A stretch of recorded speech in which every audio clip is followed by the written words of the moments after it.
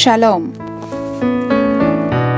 గలతీయులకు రాసిన పత్రిక 5వ అధ్యాయము 22వ వచనము.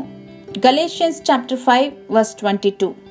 అయితే ఆత్మఫలమేమనగా ప్రేమ, సంతోషము, సమాధానము, దీర్ఘశాంతము, దయాళుత్వము, మంచితనము, విశ్వాసము, సాత్వికము, ఆశానిగ్రహము.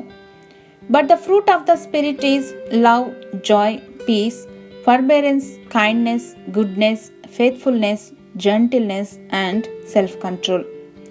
జాగ్రత్తగా గమనిస్తే మనిషి తన చుట్టూ ఉన్న సమస్తమును సమర్థవంతంగా నియంత్రించగలడు.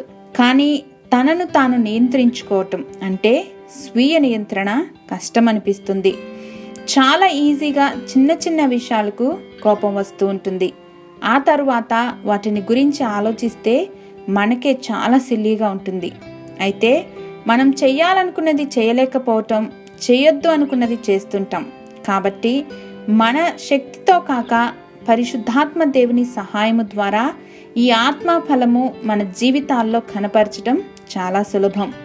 It is so easy to live according to God's will. We only make it complicated. ఓ తల్లి తన బ్యాగ్లో స్నాక్స్ పెట్టింది.